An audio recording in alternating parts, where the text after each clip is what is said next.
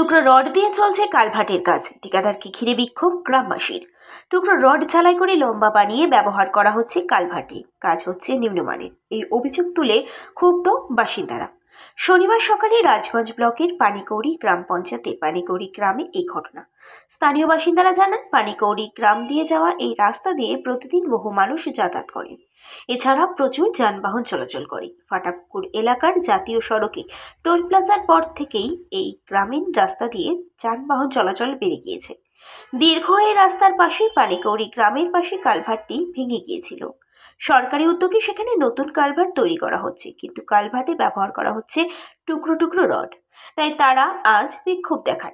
গ্রামবাসীরা চাইছেন সঠিক এবং লম্বা রড দিয়ে কালভার্ট তৈরি করা হোক। এ ব্যাপারে সংশ্লিষ্ট ঠিকাদার প্রিয়ভূষণ দে টুকরো টুকরো রড ব্যবহারের কথা স্বীকার করেন। তিনি বলেন, এই বিষয়টি সংশ্লিষ্ট ইঞ্জিনিয়ার জানেন। ইঞ্জিনিয়ার বললে রড পাল্টে দেওয়া হবে। যদিও ইঞ্জিনিয়ার সেখানে উপস্থিত না থাকায় এ ব্যাপারে তার প্রতিক্রিয়া পাওয়া যায়নি। তবে রাজগঞ্জের বিধায়ক খগেশ্বর রায় বলেন, ওই কালভার্টটি কবে শিলান্যাস হয়েছে এবং কার মাধ্যমে শিলান্যাস করা হয়েছে তা আমি জানি না।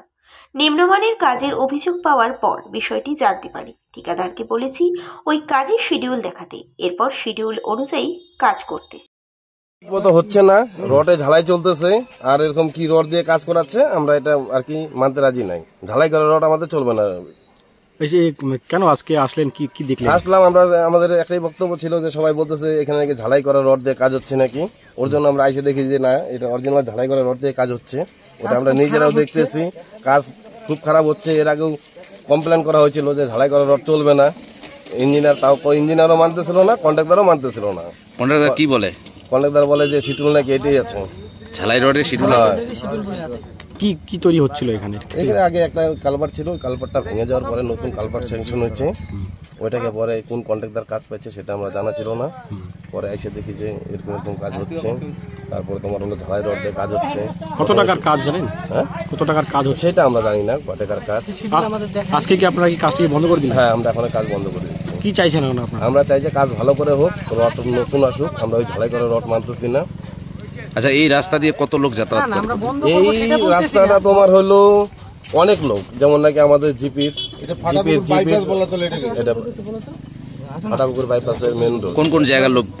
এটা তোমার হলো সব রোডের, শিলিগুড়ি থেকে শুরু করে জলপাইগুড়ি, আশিগড়, সিটি অটোগুলো এই লাইন দিয়ে চলে, এই রাস্তা দিয়ে। যারা কি নাম আছে? এটা জায়গাটার নাম পানিকৌড়ি। আপনার নাম? আমার নাম মন্টু মন্ডল। অভিযোগ বলতে দাদা, এটা তো অ্যাকচুয়ালি অনেক ধরনের লোকজন চলাফেরা করে এটাতে। আশিগড়ের আর ফাটাপুকুর বাইপাস হয়ে গেছে। যবে থেকে টোল হয়েছে তবে থেকে এটা আমাদের মেন রোড হয়ে গেছে, ঠিক আছে তো।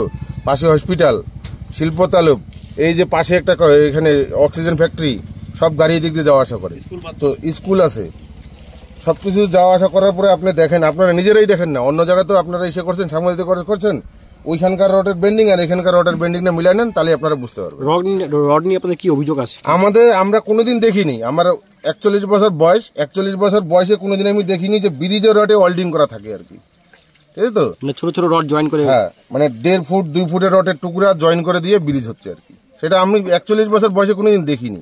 আপনারা দেখছেন কি না দেখছেন একটু দেখে নেন ব্যাপারটা কি আছে। এখন কি চাইছেন আপনারা? আমরা চাচ্ছি যে কাজটা যেন ভালো হয়, আমরা অন্য কিছু চাচ্ছি না। আমরা বন্ধ করার বিরুদ্ধেও না, কাজ হোক, ভালো হোক।